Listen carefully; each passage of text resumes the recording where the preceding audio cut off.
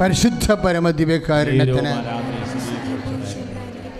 കയ്യൊപ്പ് പ്രാർത്ഥന തന്നെയാണ് ആരംഭിക്കാൻ പോകുന്നത്. രോഗമുള്ളിടത്ത് നമ്മൾ കൈവച്ച് പ്രാർത്ഥിക്കുമ്പോൾ നമ്മളെന്ന് പറയണത് ഇവിടെ നിൽക്കുന്ന നൂറ് കണക്കിന് മക്കൾ മാത്രമല്ല, ഒരു ആയിരക്കണക്കിന് മക്കൾ ലൈവായിട്ട് ശുശ്രൂഷ ഇപ്പോൾ കൂടുന്നുണ്ട്. ഈ ആഴ്ച വട്ടം എത്തുമ്പോൾ അത് 70,000 പേരായിട്ട് വർദ്ധിക്കും. ആ 70,000 പേരോടുമാണ് അച്ഛൻ ഈ സമയത്ത് നിങ്ങൾ ആ ശുശ്രൂഷ കേൾക്കുന്ന സമയത്ത് കൈവെക്കണം. ഇപ്പോഴാണ് നിങ്ങൾ കേൾക്കണമെങ്കിൽ ഇപ്പോൾ കൈവെക്കണം. എപ്പോഴാണ് നിങ്ങൾ കേൾക്കുന്നത് അപ്പോൾ ദൈവനാമത്തിൽ നിങ്ങൾ രോഗാതുരമായ സ്ഥലങ്ങളിൽ കൈവെക്കണം. ഹാർട്ടിന് ബ്ലോക്കുള്ളവർ ഇടത് നെഞ്ചിൽ കൈവയ്ക്കേണ്ടതാണ്. അങ്ങനെ വെക്കുമ്പോഴൊക്കെ നീ പറയണം, ഇതാണ് എൻ്റെ അനുഗ്രഹത്തിൻ്റെ സമയം. ഇത് ഞാൻ വിശ്വാസത്തിലെ ഉടമ്പടി പ്രകാരം ഞാൻ തീരുമാനിച്ച സമയമാണ്. കർത്താവ് എനിക്ക് തന്ന വിശ്വാസത്തിൻ്റെ അധികാരത്തിലാണ് ഞാൻ കൈവെക്കണത്. രോഗങ്ങൾ, തേളുകൾ എല്ലാം, ക്യാൻസറും എല്ലാ സംഭവവും എൻ്റെ കർത്താവിൻ്റെ അധികാരത്തിൻ്റെ കീഴിലാണ് ഞാൻ പ്രഖ്യാപിക്കുന്നത്. യേശു ക്രിസ്തു നാമത്തിൽ കൈവെക്കുന്ന മക്കളുടെ ഈശോയുടെ മധ്യസ്ഥതയിൽ, അമ്മയുടെ മധ്യസ്ഥതയിൽ, ഈശോയുടെ നാമത്തിൽ കൈവെക്കുന്ന ഇടങ്ങളിലെ രോഗങ്ങൾ യേശു നാമത്തിൽ സൗഖ്യമാകട്ടെ.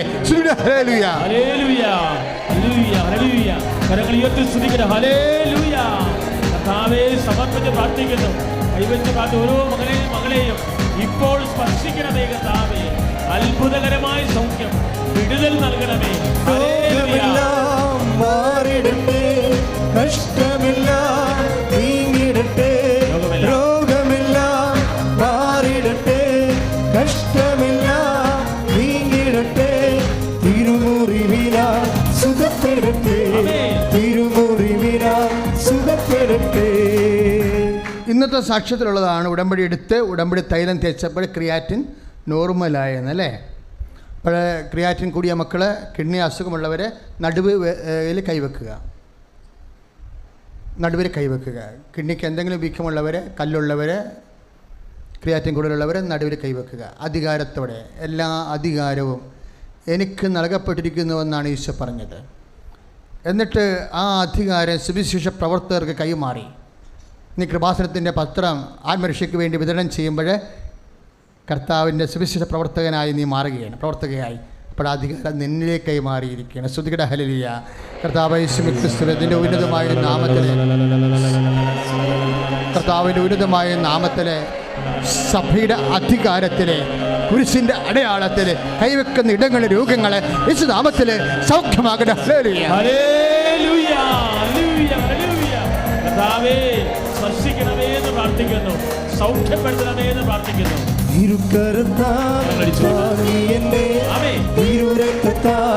കഴുകണമേ, തിരുക്കരത്താൽ താങ്ങിയെന്നെ തിരുരക്തത്താൽ കഴുകണമേ. പെരുമഴ പോൽ പെയ്യട്ടെ, പെരുമഴ പോൽ യേശുവിൻ്റെ രക്തം, യേശുവിൻ്റെ രക്തം, യേശുവിൻ്റെ രക്തം, യേശുവിൻ്റെ രക്തം, യേശുവിൻ്റെ രക്തം, യേശുവിൻ്റെ രക്തം. പരിശുദ്ധ പരമദിവ്യകാരുണ്യത്തിന് കരളിന് അസുഖമുള്ളവരെ നെഞ്ചിൻ്റെ കൊമ്പിന് കൈവെക്കേണ്ടതാണ്. കരളിന് വീക്കമുള്ളവരെ, ഫാറ്റി ലിവറുള്ളവരൊക്കെ നെഞ്ചിൻ്റെ കൊമ്പിന് കൈവെക്കുക. മഹോദരം പോലെ കരളിന് ലീക്കേജ് ഉള്ളവരും നെഞ്ചിൻ്റെ കൊമ്പിന് കൈവെക്കുക.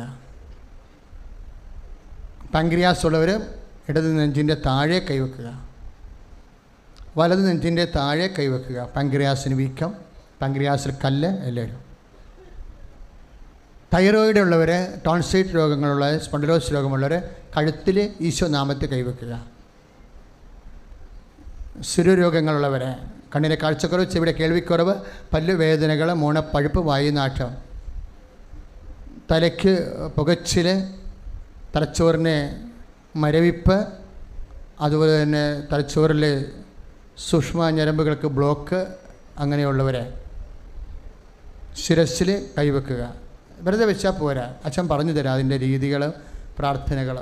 പിന്നെ പഠിക്കാനുള്ളവരെ, ചിലർക്ക് മാത്സ് മനസ്സിലാകണില്ല, ചില ആൾക്കാർക്ക് ഇംഗ്ലീഷ് മനസ്സിലാകണില്ല. ഭാഷയുടെ ബ്രെയിനും അതെല്ലാം ഇടതുവശത്ത് ബ്രെയിനിൻ്റെ അവിടെ തലയുടെ ഇടത് ഭാഗത്ത് കൈവെക്കേണ്ടതാണ്. ഓർമ്മക്കുറവുള്ളവർ, മാനസിക രോഗമുള്ളവരൊക്കെ എല്ലാം ശിരസ്സിൽ കൈവെക്കേണ്ടതാണ്.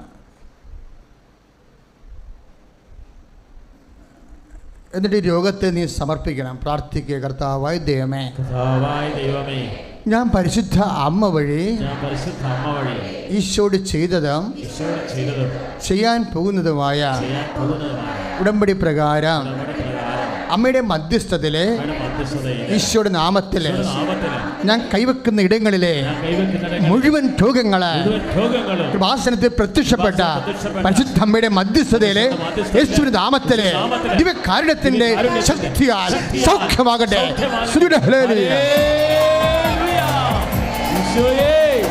കൈവച്ച് പ്രാർത്ഥിച്ച ഓരോ മേഖലകളും, ഓരോ രോഗങ്ങളും, ദുരിതങ്ങളും, മാരക രോഗങ്ങളും സൗഖ്യപ്പെടുത്തണമേ. തത്സമയം സൗഖ്യപ്പെടുത്തണമേ. ഈശോയെ സ്പർശിക്കണമേ, സുഖപ്പെടുത്തണമേ. ഹല്ലേലൂയ. ആരാധിക്കുമ്പോൾ വിടുതൽ, ആമേൻ. ആരാധിക്കുമ്പോൾ സൗഖ്യം, ചേർന്ന് പാടാം. ആരാധിക്കുമ്പോൾ വിടുതൽ, ആരാധിക്കുമ്പോൾ സൗഖ്യം. ദൈവന്റെ ആത്മാവിൽ സമാധാന സന്തോഷം ദാനമായവൻ നൽകിയിടും. സ്നേഹത്തോടെ പാടാം. ദൈവന്റെ ആത്മാവിൽ സമാധാന സന്തോഷം ദാനമായവൻ നൽകിയിടും. നമ്മൾ അടിവയറ്റിൽ കൈവച്ച് പ്രാർത്ഥിക്കാനുള്ള സമയമാണ്. അടിവയറ്റിൽ കൈവെക്കാം. അതിനെന്തിനാണെന്നറിയാമോ? ഈ വയറ്റ് ഡിസ്ചാർജ് ഉള്ളവർ, വെള്ളപ്പൊക്കത്തിൻ്റെ അസുഖമുള്ളവർ, പീരീഡ്സ് റെഗുലർ അല്ലാത്തവർ, പീരീഡ്സ് കറക്റ്റായിട്ട് കാലങ്ങളിൽ വരാത്തവർ, കുറേ ദിവസങ്ങൾ പീരീഡ്സ് നീണ്ടു നിൽക്കുന്നവരുണ്ട്. കടുത്ത വേദനയും ഛർദിയും നടുവേദനയും തളർച്ചയും ഒന്നും ചെയ്യാൻ പറ്റാത്ത അവസ്ഥകളും യൂസ്ലെസ് ഡേയ്സ് ഇങ്ങനെ വരും. പേടിയാണ്. അതുകൊണ്ട് ചിലർക്ക് പെണ്ണായി ജനിച്ചു പോയത് തന്നെ പേടിയാണ് ഈ ഒരൊറ്റ വിഷയത്തിൽ. അത്രയും സങ്കടപ്പെട്ട് വേദനിക്കുന്നവരുണ്ട്. അവരെല്ലാം അമ്മ മാതാവിൻ്റെ മധ്യസ്ഥതയിൽ ഈശോയുടെ നാമത്തിൽ അവർ സൗഖ്യം പ്രാപിക്കുന്ന സമയമാണ്. അടിവയറ്റിൽ കൈവെക്കുക. അർശസ് രോഗികൾ, പിസ്റ്റുല രോഗികൾ, ഫിഷ രോഗികൾ അടിവയറ്റിൽ കൈവെക്കുക. മൂത്രത്തിൽ കല്ലുള്ളവർ, മൂത്രമൊഴിക്കുമ്പോൾ വേദനയുള്ളവർ, യൂറിക് ആസിഡ് കൂടുതലുള്ളവർ, മൂത്രം ഒഴിക്കുമ്പോൾ എരിച്ചിലും പുകച്ചിലും അനുഭവപ്പെടുന്നവർ, മൂത്രം തുള്ളി കുത്തി വീഴുന്നവർ, മൂത്രം ഒഴിക്കാൻ പറ്റാത്തവർ ഒക്കെ ഇടത് അടിവയറ്റിൽ കൈവെക്കേണ്ടതാണ്. പ്രാർത്ഥിക്കുക. പരിശുദ്ധ അമ്മേ, അമ്മയുടെ മധ്യസ്ഥതയിലെ ഞാൻ ചെയ്ത ഉടമ്പടി, ഈശോ നാമത്തിലെ ചെയ്ത ഉടമ്പടി പ്രകാരം ഈശോ നാമത്തിലെ ഞാൻ പ്രാർത്ഥിക്കുന്നു. ഞാൻ കൈവെക്കുന്ന ഇടങ്ങളിലെ മുഴുവൻ രോഗങ്ങള്, അറിയാവുന്ന രോഗങ്ങള്, അറിവില്ലാത്ത രോഗങ്ങള് യേശു നാമത്തിലെ യേശു നാമത്തിലെ യേശു നാമത്തിലെ സൗഖ്യമാകട്ടെ. പരിശുദ്ധ ദൈവമാതാവേ, മധ്യസ്ഥം വഹിക്കണമേ എന്ന് പ്രാർത്ഥിക്കുന്നു. ഇപ്പോൾ കരങ്ങൾ വെച്ച് പ്രാർത്ഥിക്കുന്ന മക്കളെ തത്സമയം സൗഖ്യങ്ങൾ നന്ദി പറയുന്നു. മടുപ്പുകൂടാതെ പ്രാർത്ഥിക്കാം. ആമേൻ. വിശ്വാസത്തോടെ പ്രാർത്ഥിക്കാം. കരങ്ങൾ ഉയർത്തി അടിച്ചുകൊണ്ട് മടുപ്പുകൂടാതെ പ്രാർത്ഥിക്കാം. ആമേൻ. വിശ്വാസത്തോടെ പ്രാർത്ഥിക്കാം. നീതിമാന്റെ പ്രാർത്ഥന, ശ്രദ്ധയുള്ള പ്രാർത്ഥന, മരിക്കും രോഗിക്ക് സൗഖ്യമാണ്. നീതിമാന്റെ പ്രാർത്ഥന, ശ്രദ്ധയുള്ള പ്രാർത്ഥന, മരിക്കും രോഗിക്ക് സൗഖ്യമാണ്. പരിശുദ്ധ പരമദീപകാരുണ്യത്തിന് മക്കളെ, വെരിക്കോസിന് അസുഖമുള്ളവർ, വാതരോഗികൾ, ശരീരത്തിൽ നുണുവ് പോലെയുള്ള ചിരങ്ങ്, ചൊറി, വിസർപ്പ രോഗങ്ങൾ, സോറിയാസിസ് രോഗങ്ങളുള്ളവർ, തൊലിയിൽ എപ്പോഴും ഉണ്ടാകുന്ന ഓരോരോ വ്യത്യസ്തമായ രോഗങ്ങൾ ഒക്കെയാണ് ഇപ്പോൾ പ്രാർത്ഥിക്കാൻ പോകുന്നത്. കർത്താവ് സൗഖ്യപ്പെടുത്താൻ പോകുന്നത്. പിന്നെ പ്രഷർ രോഗങ്ങൾ, ഷുഗർ രോഗങ്ങൾ, എപ്പോഴും ശരീരത്തിൽ തറച്ച, ഉറക്കമില്ലാത്തവർ, ഉറക്കം കൂടുതലുള്ളവർ, എല്ലാം അപ്പ് ആൻഡ് ഡൗൺ ആയിട്ട് മുഴുവൻ ശരീരപ്രകൃതി മാറി മറിഞ്ഞു പോയിട്ട് എന്ത് ചെയ്യണമെന്നറിയാതെ ഭ്രാന്തന്മാരെ പോലെ ആയിപ്പോകുന്നവർ ഒക്കെ കൈ സ്വസ്തിക പോലെ വെക്കണം. ഉച്ച മുതൽ ഉള്ളംകാല് വരെ കർത്താവിന് സമർപ്പിക്കുന്നു എന്നതിൻ്റെ അർത്ഥം. കൈ സ്വസ്തിക പോലെ വെച്ചാൽ അതിൻ്റെ അർത്ഥം എന്താ? നഖം മുതൽ ശിഖ വരെ കർത്താവിൻ്റെതാണ് എന്ന പ്രാർത്ഥിക്കുക. അമ്മേ, പരിശുദ്ധ അമ്മേ, എനിക്കറിയാവുന്ന രോഗങ്ങൾ, എനിക്കുള്ളത് അറിവില്ലാത്ത രോഗങ്ങൾ, ക്യാൻസർ പോലെ, മറ്റസുഖങ്ങൾ പോലെ, അറിവില്ലാത്ത രോഗങ്ങൾ ഇപ്പം വരെ അറിവില്ലാത്ത രോഗങ്ങളുടെ മേൽ അമ്മയുടെ മധ്യസ്ഥത്തിലെ യേശുവിൻ്റെ അധികാരം ഞാൻ പ്രഖ്യാപിക്കുന്നു. എല്ലാ നാമങ്ങളുടെ മേൽ അധികാരമുള്ള യേശുവിൻ്റെ നാമത്തിൽ ഞാൻ സർവാംഗം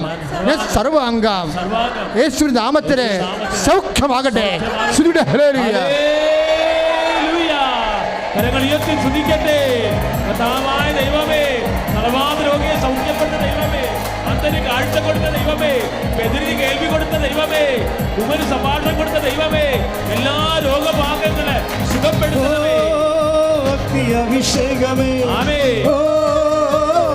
അഭിഷേകമേ, കാറ്റായി വീശണമേ, ഈ കാറ്റായി വീശണമേ. അഭിഷേകമേ, കരങ്ങൾ ഉയർത്തി അഭിഷേകമേ, കാറ്റായി വീശണമേ, കാറ്റായി വീശണമേ. പരിശുദ്ധ പരമദിവ്യകാരുണ്യത്തിന് ആരാധനയും സ്തുതിയും ഒഴിച്ചുകൊണ്ടായിരിക്കുന്നു. മക്കളെ, കൃപാസനത്തിൽ നിങ്ങൾക്കറിയാം, ഭൗതിക സാഹചര്യങ്ങളുടെ പരാധീനതയാണ്, അതിനുള്ള മരിയൻ പോംവഴികളാണ് ഉടമ്പടിയുടെ അന്തസത്ത. അവർക്ക് വീഞ്ഞില്ല എന്ന് പറയുമ്പോൾ വീഞ്ഞ് മാത്രമല്ല ഇല്ലാത്തത്, അവർക്കതിൻ്റെ പേരിൽ സമൂഹത്തിൽ അവർ നാണം കെടാൻ പോകുന്ന ഒരു ഭൗതിക പരാധീനതയുണ്ട്. ഈ ഒരു വിഷയമാണ് പരിശുദ്ധമ്മയുടെ മധ്യസ്ഥതയിൽ ഈശോയുടെ തിരുസന്നിധിയിൽ സമർപ്പിക്കുന്നത്. അതുകൊണ്ട് തന്നെ നിങ്ങളുടെ എല്ലാ വിഷയങ്ങളും, ഇപ്പോൾ ജോലിയില്ല എന്ന് പറഞ്ഞാൽ നമ്മുടെ ആവശ്യങ്ങൾക്ക് മറ്റുള്ളവരുടെ മുമ്പിൽ കൈനീട്ടേണ്ടി വരും. അപ്പം നമ്മൾ നാണം കെടും. എന്നെ നാണം കെടുത്തല്ലേ എന്നാ നമ്മൾ ഉടമ്പടി ചെയ്തുകൊണ്ട് പറയണം ദൈവത്തോട്, അല്ലേ? മറ്റുള്ളവരുടെ മുമ്പിൽ എന്നെ, കാര്യം ദൈവത്തിൻ്റെ മകൻ മറ്റുള്ളവരുടെ മുമ്പിൽ തെണ്ടിയായി നിൽക്കുമ്പോൾ അതിൻ്റെ നാണക്കേട് അറക്കാവുന്നത് ദൈവത്തിനാണ്. എലിസബത്തൊക്കെ പ്രഗ്നൻ്റ് ആകുമ്പോൾ അവർ ആദ്യം പറഞ്ഞത് എന്താ? മനുഷ്യരുടെ മുമ്പിൽ എനിക്കുണ്ടായിരുന്ന നാണക്കേട് കർത്താവ് പരിഹരിച്ചു. ഇപ്പോൾ മനുഷ്യരുടെ മുമ്പിൽ നമുക്ക് നാണം കെടുന്നത് നിസ്സാര കാര്യമല്ല. നിനക്ക് ജോലി ഇല്ലാമെന്നാലും പരീക്ഷയ്ക്ക് തോറ്റാലും സ്ഥലം വിൽക്കണില്ല എന്നുണ്ടെങ്കിലും ബാങ്കുകാർ ജപ്തി ചെയ്താലും എല്ലാം അപമാന വിഷയങ്ങളാണ്. നീ അപമാനിക്കപ്പെടാൻ കർത്താവ് ആഗ്രഹിക്കണില്ല. ലയ അപഗണിക്കപ്പെട്ടതായിട്ട് കർത്താവ് കണ്ടു. അതുകൊണ്ട് അവൾക്ക് ഗർഭധാരണ ശേഷി കൊടുത്തു. അങ്ങനെ റാഹേലിനേക്കാൾ നേരത്തെ അവൾ പ്രഗ്നൻ്റ് ആയത്. നിൻ്റെ അപമാനപ്പെടുന്ന സാഹചര്യങ്ങൾ കർത്താവ് കാണുന്നൊരു വിഷയമാണെന്നുള്ളതാണ് ദൈവപൈതലിൻ്റെ ഏറ്റവും അഭിനിവേശകരമായ ആനന്ദം. പ്രാർത്ഥിക. കർത്താവായ ദൈവമേ, എൻ്റെ ഭൗതിക പരാധീനതകളെ, എൻ്റെ സാമ്പത്തിക കടങ്ങളെ, എൻ്റെ വീടില്ലാത്ത അവസ്ഥകളെ, എൻ്റെ വഴിയില്ലാത്ത അവസ്ഥകളെ, എൻ്റെ പരീക്ഷകളുടെ പരാജയങ്ങളെ, എൻ്റെ ജോലിയിലുണ്ടാകുന്ന പരാധീനതകളെ, ശമ്പളമില്ലാത്ത അവസ്ഥകളെ, ജോലി നഷ്ടപ്പെടുന്ന അവസ്ഥകളെ, ട്രാൻസ്ഫർ ഇല്ലാത്ത അവസ്ഥകളെ, ട്രാൻസ്ഫർ ഉള്ള അവസ്ഥകളെ, എല്ലാ പ്രാതികൂല്യങ്ങളും യേശുവിന്റെ നാമത്തിലെ വീര്യമാകട്ടെ. ദൈവമായ കർത്താവേ, ബെത്സയിദാ കുളക്കരയിൽ കിടന്നവന് സൗഖ്യം കൊടുത്ത കർത്താവേ, എല്ലാ രോഗങ്ങളെയും ദുരിതങ്ങളെയും ആത്മാവേ നിറയണമേ, അഗ്നിതൻ അഭിഷേകമായി പടരണമേ, വിടുതലിൻ ആത്മാവേ നിറയണമേ, അഗ്നിതൻ അഭിഷേകമായി പടരണമേ. പരിശുദ്ധ പരമദിവ്യകാരുണ്യത്തിന് മക്കളില്ലാത്തവർക്ക് വേണ്ടി പ്രാർത്ഥിക്കാൻ പോകുന്നു. മക്കളില്ലാത്തവരും വിവാഹ താമസിക്കുന്നവരും ഇപ്പോൾ ശ്രദ്ധിക്കേണ്ടതാണ്.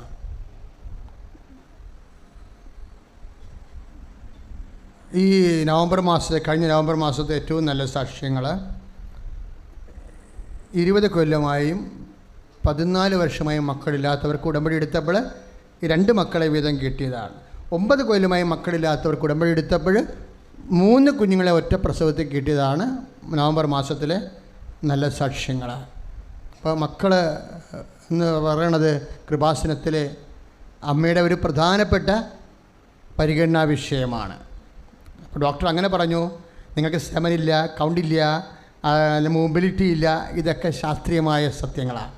പക്ഷേ ശാസ്ത്രീയമായ സത്യത്തിലല്ല ഉടമ്പടി വർക്ക് ചെയ്യണത്. Not by merit. സയൻസ് എല്ലാം എന്താണ്? നമ്മുടെ മെറിറ്റാണ്. പക്ഷേ ഉടമ്പടിയിൽ എന്താ ഉള്ളത്? ഗ്രേസ് ആണുള്ളത്. Not by merit but by grace. അപ്പോൾ ഈ 20 കൊല്ലമായിട്ട് മക്കളില്ലാന്നവർ പിന്നെ എങ്ങനെ ഇരട്ട പ്രസവിച്ചത്? അത് കർത്താവിൻ്റെ ശക്തിയാലാണത്. അതുകൊണ്ട് മക്കളില്ലാത്തവർക്ക് അടിവയറ്റിൽ അവർ കൈവെക്കേണ്ടതാണ്. എന്നെ കേൾക്കുന്ന എവിടെയെങ്കിലും ഉള്ള ജനങ്ങളൊക്കെ എല്ലാം യേശുനാമത്തിൽ ഇപ്പോൾ അടിവയറ്റിൽ കൈവെക്കട്ടെ. സേമൻ ഇല്ലാത്തവർക്ക് ഇപ്പോൾ കർത്താവ് സേമൻ ഉണ്ടാക്കിയെടുക്കാം. മൊബിലിറ്റി ഇല്ലാത്തവർക്ക്, കൗണ്ട് ഇല്ലാത്തവർക്കെല്ലാം കർത്താവ് നമ്മളെ സൃഷ്ടിച്ചവനെ അറിയാം. സൃഷ്ടികൾ വരുന്ന പരാധീനതയെ പരിഹരിക്കാൻ പോകുന്നവനാണ്. കൈ അടിച്ച് സ്വീകരിക്കട്ടെ. ഹല്ലേലൂയ. യേശുവേ സ്തോത്രം. ഹല്ലേലൂയ. ഹല്ലേലൂയ. ഹല്ലേലൂയ. യേശുവിന്റെ നാമത്തിലെ സൗഖ്യം പ്രാപിക്കട്ടെ. യേശുവിന്റെ നാമത്തിലെ ശക്തി പ്രാപിക്കട്ടെ. മക്കൾ ഇല്ലാത്തവർക്ക് യേശുവിന്റെ നാമത്തിൽ മക്കളെ ലഭിക്കട്ടെ. ഹല്ലേലൂയ. കരങ്ങൾ ഉയർത്തി സ്തുതിക്കട്ടെ. കരഞ്ഞ് പ്രാർത്ഥിക്കട്ടെ. അഭിഷേകമേ, അഭിഷേകമേ, കാറ്റായി വീശണമേ, കാറ്റായി വീശണമേ. അഭിഷേകമേ, അഭിഷേകമേ, കാറ്റായി വീശണമേ, കാറ്റായി വീശണമേ. ജോലിയില്ലാത്തവര്, സാമ്പത്തികമായ കടങ്ങൾ, നിങ്ങളെ ചുമ്മാ ഇങ്ങനെ സാമ്പത്തിക കടം എല്ലാവർക്കും ഉള്ളതാണ്. അതുകൊണ്ട് അങ്ങനെ ഒരു വിഷയം എടുത്ത് പ്രാർത്ഥിക്കുക എല്ലാം നിങ്ങൾ ഓർക്കണം. കാര്യം ഇവിടെ കേൾക്കുന്ന സാക്ഷ്യങ്ങൾ കേട്ടാൽ മനസ്സിലാകും. സാമ്പത്തിക കടങ്ങൾ പരിഹരിക്കാൻ ഒരു മാർഗ്ഗവും ഇല്ലാത്തവരെയും അമ്മ മാതാവ് പുതിയ മാർഗ്ഗം നൽകി സെറ്റ് ചെയ്യണത്. നമ്മൾ സാക്ഷ്യങ്ങളുണ്ട്. അതിൻ്റെ 1500ഓളം സാക്ഷ്യങ്ങളാണ് യൂട്യൂബിലുള്ളത്. അതിൻ്റെ സാമ്പത്തിക കടമില്ലാത്ത എത്രയോ പേരാണ് ഉള്ളത്. അവർക്ക് രക്ഷപ്പെടുന്ന വഴികൾ നിങ്ങൾ അതിൻ്റെ യൂട്യൂബിൽ നിന്ന് വായിച്ച് മനസ്സിലാക്കണം. പ്രാർത്ഥികർത്താവായ ദൈവമേ, ജോലിയില്ലാത്തവരെ, സാമ്പത്തികമായ കടങ്ങളാൽ വല്ലാതെ വേദനിക്കുന്നവരെ, ഒരു വരുമാന മാർഗവും ഇല്ലാത്തവരെ, ഉള്ള വരുമാന മാർഗങ്ങളെ നശിച്ചുകൊണ്ടിരിക്കുന്നവരെ പരിശുദ്ധമ്മേ ദിവ്യകൃപാനയുടെ ഇപ്പോൾ പ്രാർത്ഥിക്കണമേ. സാമ്പത്തിക മേഖലകളെ യേശുവിന്റെ നാമത്തില് സൗഖ്യമാകട്ടെ, ശക്തിപ്പെടട്ടെ. എല്ലാ പ്രശ്നങ്ങളും യേശു നാമത്തില് ശക്തി പ്രാപിച്ചുകൊണ്ട് പരിഹരിക്കപ്പെടട്ടെ. ഹല്ലേലൂയ. അധിക വരുമാനം ആഗ്രഹിക്കുന്നവരെ, പ്രമോഷൻ ആഗ്രഹിക്കുന്നവരെ, തൊഴിൽ രഹിതരായിട്ടുള്ളവരെ എല്ലാവരെയും സമർപ്പിക്കുന്നു. സാമ്പത്തിക ഞെരുക്കത്തിൽ കഴിയുന്നവരെ, കടഭാരത്തിൽ കഴിയുന്നവരെ, ജീവിത ഭീഷണിയിൽ കഴിയുന്നവരെ സംരക്ഷിക്കണമേ, തത്സമയം ഇടപെടണമേ. ഹല്ലേലൂയ. അനുഗ്രഹത്തിൻ അധിപതിയേ, ആനന്ദകൃപ തിരുനദിയേ, അനുഗ്രഹത്തിൻ അധിപതിയേ, ആനന്ദകൃപ തിരുനദിയേ, അനുദിനം നിൻ പരഗതിയേ, അടിയേലുനിൻ കൃപമതിയേ, അനുദിനം നിൻ പരഗതിയേ, അടിയേലുനിൻ കൃപമതിയേ. നമുക്ക് എന്തും പ്രാർത്ഥിക്കാൻ പറ്റുന്നൊരിടമാണ് കൃപാസനം. പരിശുദ്ധമ്മയുടെ മധ്യസ്ഥത്തിലെ ഒരു പ്രോട്ടീൻ കുറഞ്ഞു പോയ സാക്ഷ്യം പറഞ്ഞില്ലേ? പ്രോട്ടീൻ ഉള്ള ഒന്നും കഴിക്കാൻ പാടില്ല. നമുക്കറിയാമല്ലോ, ശരീരം വെയിറ്റ് വെക്കണമെങ്കിൽ പ്രോട്ടീൻ വേണം. പക്ഷെ കഴിക്കാൻ പാടുന്നില്ലെങ്കിൽ ആ രോഗമുള്ളവർക്കെല്ലാം 12 കിലോ വരെ കുറവാണ് വെയിറ്റ്. പക്ഷേ ഈ പർട്ടിക്കുലർ മകന് വെയിറ്റിന് കുറവില്ല. പ്രോട്ടീൻ കഴിക്കാതെ തന്നെ വെയിറ്റ് മെയിൻറ്റെയിൻ ചെയ്തു പോകുന്ന സാക്ഷി നമ്മൾ കേട്ടായിരുന്നു. അതെല്ലാം ഈ നോട്ട് ബൈ മെറിറ്റിൽ വർക്ക് ചെയ്യുന്ന, ഐക്യുഷൽ വർക്ക് ചെയ്യുന്ന സാക്ഷ്യങ്ങളാണ്. അവൻ്റെ തൂക്കത്തിന് കുറവൊന്നുമില്ല. ബൈബിൾ എപ്പോഴും പറയും, കർത്താവാണ് എൻ്റെ ഇടയൻ, എനിക്കൊന്നിനും. അത് തൂക്കമായാലും ആക്കമായാലും എന്തായാലും കർത്താവിൻ്റെ പൊസിഷൻ, ദൈവത്തിൻ്റെ കൃപ അതിലേക്ക് പ്രവർത്തിച്ച് കഴിയുമ്പോൾ, ഞാനിപ്പോൾ പ്രാർത്ഥിക്കാൻ പോകുന്നത് ഇതുപോലുള്ള ഇത് ശാരീരികമായ വൈകല്യം. ചില ആൾക്കാർക്ക് സ്വഭാവ വൈകല്യങ്ങളുണ്ട്. ചിലർക്ക് വിശ്വാസത്തിൽ നിന്ന് അകന്നു പോയവരുണ്ട്. ചിലർക്ക് ആത്മാവിനെ പണയപ്പെടുത്തുന്ന ഭൗതിക ബന്ധനങ്ങളിൽ ചെന്ന് അകപ്പെട്ടു പോയവരുണ്ട്. അവർക്ക് എന്താണെന്ന് പോലും മനസ്സിലാകണില്ല. ഈശോ എന്താണ്, നിത്യജീവൻ എന്താണ്, ആത്മാവിന് നഷ്ടം എന്താണ്, ഒന്നും അറിയത്തില്ല. ആകപ്പാടെ അറിയാവുന്ന തിന്നാനറിയാം, പിന്നെ ശാരീരികമായ കുറേ വൈകൃതങ്ങളല്ലാതെ വേറെ ഒന്നും അറിയാം. ഭയങ്കര ബുദ്ധിയൊക്കെ ഉണ്ടാകും, പക്ഷെ കഥയില്ല, പട്ടിയുടെ സ്വഭാവമാണ്. അപ്പം അങ്ങനെ ഭയങ്കര ശാരീരിക വൈകല്യങ്ങളും സ്വഭാവ വൈകല്യങ്ങളുള്ള ആൾക്കാരുണ്ട്. അതുമൂലം മാതാപിതാക്കന്മാർ ഒത്തിരി എന്ത് ചെയ്യും? ഇവനൊന്ന് ചത്ത് കിട്ടിയാൽ മതിയെന്ന് പോലും സങ്കടപ്പെട്ട് വിഷമിക്കുന്ന മാതാപിതാക്കന്മാരുടെ കണ്ണുനീര് കൃപാസനത്തിൽ തളം കെട്ടി നിൽക്കുന്നുണ്ട്. വൈകല്യമുള്ള സ്വഭാവങ്ങൾ, പിടിവാശിയുള്ള മക്കൾ, ഒരു കാര്യമില്ലാതെ എപ്പോഴും ചവിട്ടിക്കൂട്ടുന്ന രീതിയിലുള്ള പെരുമാറ്റങ്ങൾ, അതുമൂലം വിവാഹം ഡൈവേഴ്സിനോട് എടുക്കുന്നത്, അതുപോലെ കേസിന് പോണത്, അവർക്ക് തന്നെ അറിയില്ല അവരെന്താണ് ചെയ്തു കൂട്ടണമെന്ന്. അത്തരം വലിയ ഭ്രാന്തന്മാരും ഭ്രാന്തികളും കുടുംബത്തെ നരകതുല്യമാക്കി തീർക്കുന്ന പൈശാചിക ശക്തികളുടെ മേലെ ദൈവത്തിൻ്റെ കൃപ പ്രവർത്തിക്കാൻ വേണ്ടി സ്തുതിക്കട്ടെ. Hallelujah.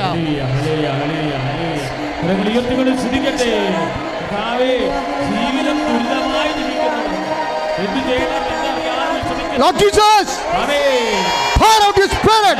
In the name of Jesus, I command you. Hallelujah. ദൈവത്തിന്റെ അഭിഷേകം ചൊരിയുകയാണ്. കർത്താവ് നിങ്ങളെ സ്പർശിക്കുകയാണ്. കരങ്ങളടിച്ച് കർത്താവിനെ വാഴ്ത്തി പറയട്ടെ. അത്ഭുതമായ വിടുതൽ തലമുറകൾക്കെന്നും അവകാശം. അത്ഭുതമായ വിടുതൽ തലമുറകൾക്കെന്നും അവകാശം. യേശുവിൻ ബലിയുടെ യോഗ്യതയാ ബന്ധനത്തിൽ നിന്നും വിടുതൽ. യേശുവിൻ ബലിയുടെ യോഗ്യതയാ ബന്ധനത്തിൽ നിന്നും വിടുതൽ. ബന്ധനമഴിയട്ടെ, കെട്ടുകൾ പൊട്ടട്ടെ.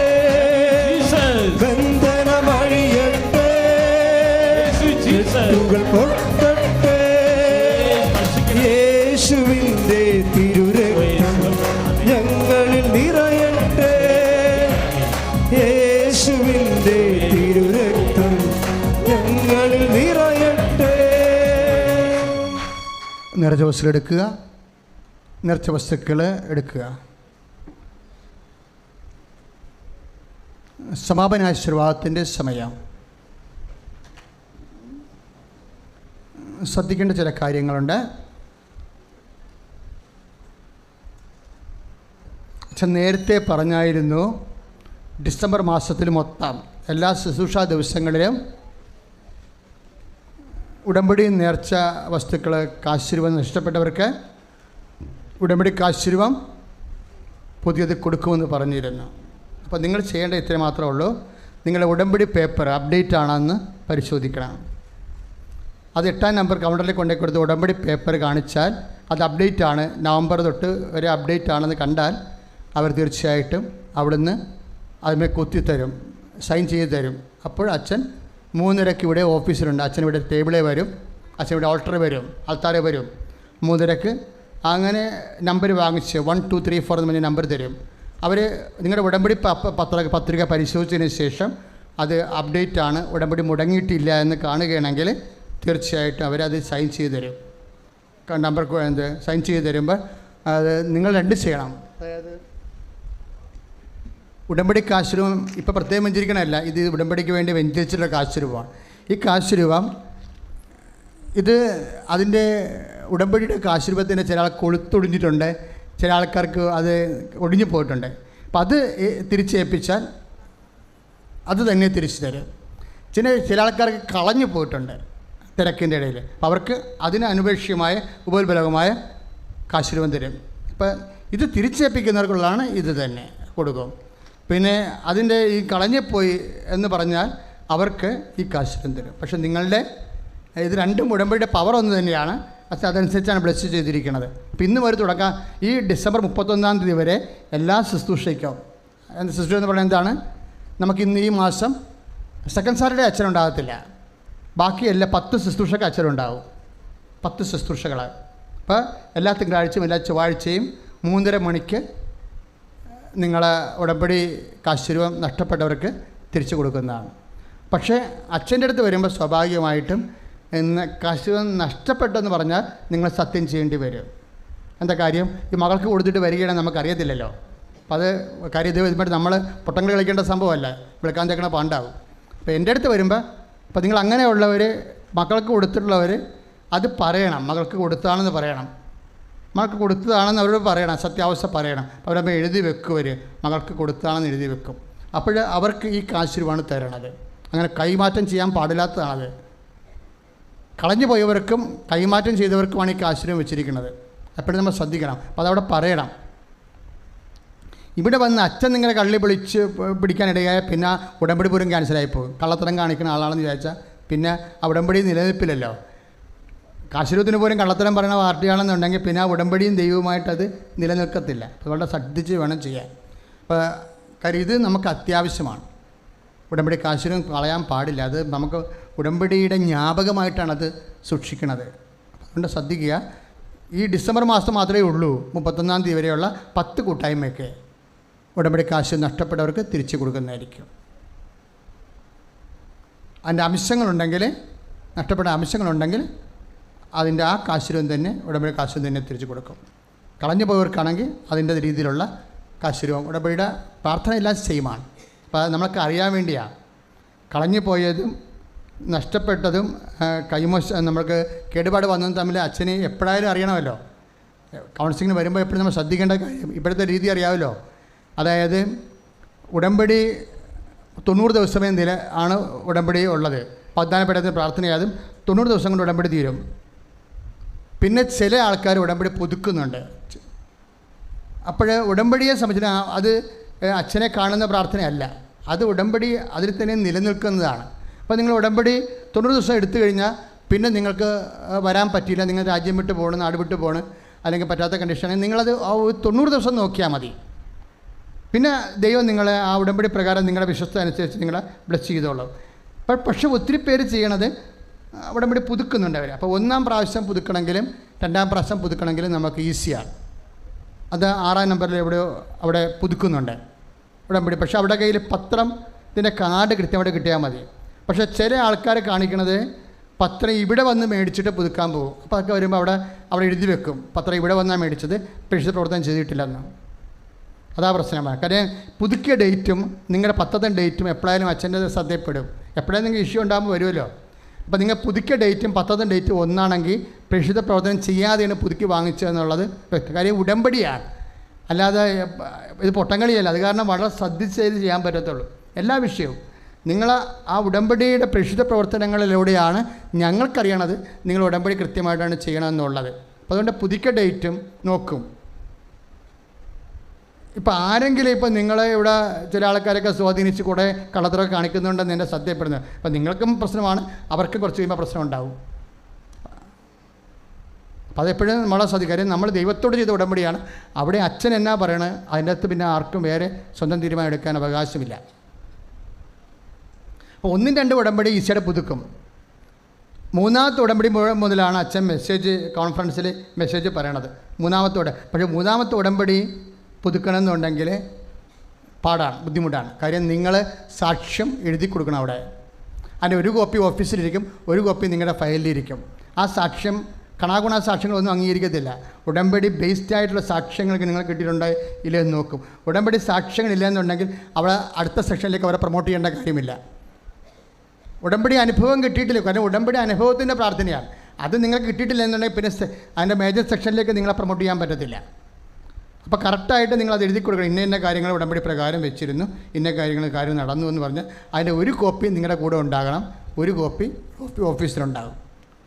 4-ാമത് പുതുക്കണമെങ്കിൽ ഉടമ്പടി അൾത്താരയിൽ പറയണം. അൾത്താരയിൽ പറയണമെന്ന് വെച്ചാൽ എങ്ങനെ പറയണമെന്ന് വെച്ച് കഴിഞ്ഞാൽ, ഇപ്പം നിങ്ങൾ 60 ഉടമ്പടിയാണ് നമുക്ക് സാക്ഷ്യങ്ങളാണ് ഒരു ദിവസം കിട്ടണത്. അതിൽ 20 എണ്ണം മാത്രമേ അൾത്താരയിൽ പറയാനുള്ള സമയമുള്ളൂ.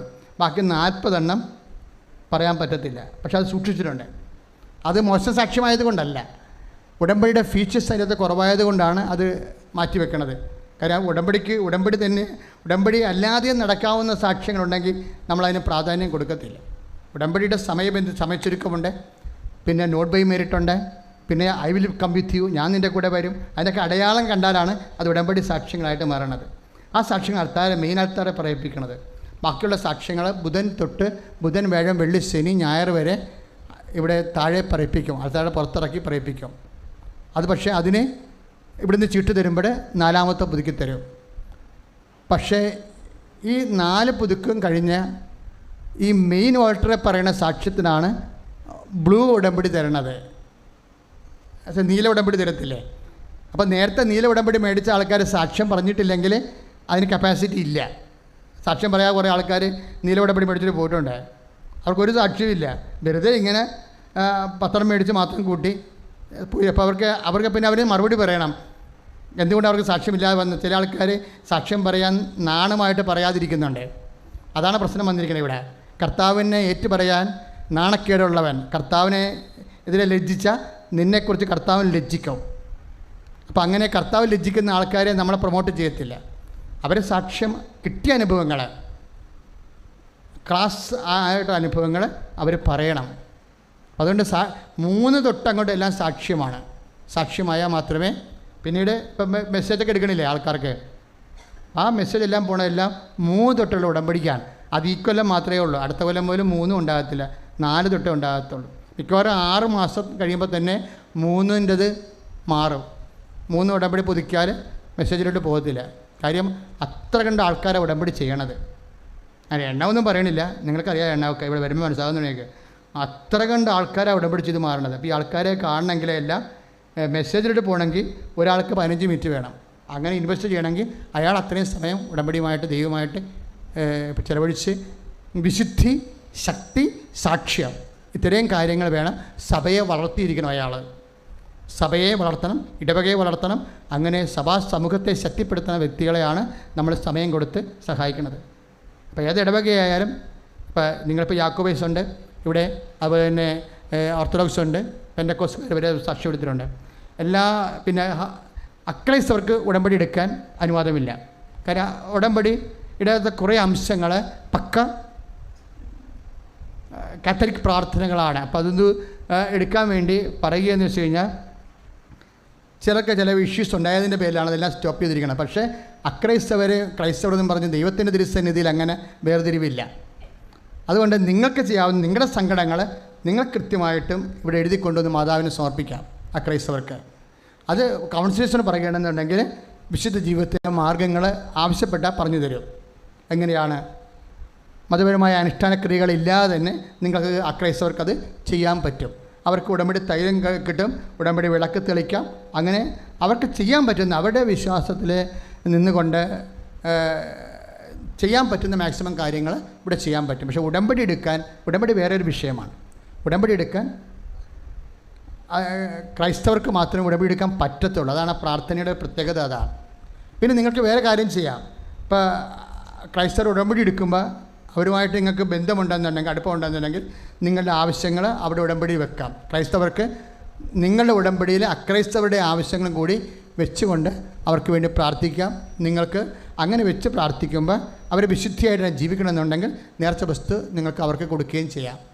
പക്ഷേ അത് കൃപാസനമായിട്ട് ബന്ധമില്ല. നിങ്ങൾ തമ്മിലുള്ള വ്യക്തിപരമായ സ്നേഹത്തിൻ്റെ പേരിൽ ചെയ്യുന്ന ഉപരിപ്രവർത്തനമായിട്ടാണ് കൃപാസനം അത് കാണുന്നത്. പക്ഷേ പ്രാക്ടിക്കലായിട്ട് ക്രൈസ്തവർക്ക് ഉടമ്പടി എടുക്കാൻ ഒരു 6 മാസമായിട്ട് അനുവാദമില്ല. ഇപ്പം ചിലരൊക്കെ സാക്ഷ്യം പറയണത് പണ്ടെടുത്തു പോയവരാണ് ഇപ്പോൾ സാക്ഷ്യം പറയണത്. That's okay, clear. നേർച്ച വസ്തു ഉയർത്തിപ്പിടിക്കുക. ഇന്ന് തന്നെ യൂട്യൂബ് സബ്സ്ക്രൈബ് ചെയ്യാത്തവർ യൂട്യൂബിൽ സബ്സ്ക്രൈബ് ചെയ്യേണ്ടതാണ്. കാരണം 3 ധ്യാനം 6 ധ്യാനമാണ് ഒരു മാസം കൂടേണ്ടത്. 6 നിയോഗങ്ങൾ വെച്ചിരിക്കുന്ന സ്ഥിതിക്ക് 2 ഷാലോൺ ടിവിയിലും ഗുഡ്നസ് ടിവിയിലും കൂടണം. ബാക്കി 1 ഇവിടെ വന്ന് കൂടണം. ബാക്കി 3 യൂട്യൂബിലാണ് കൂടേണ്ടത്.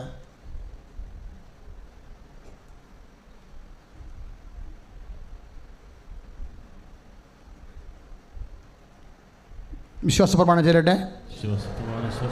Lord Jesus Christ, pour out His Spirit at the Father, soak with the precious blood, and with the authority of the Catholic Church, the power of Jesus Christ, with the baptism of the Holy Priesthood, I bless and hallow these relics, those used in our grace and peace and power.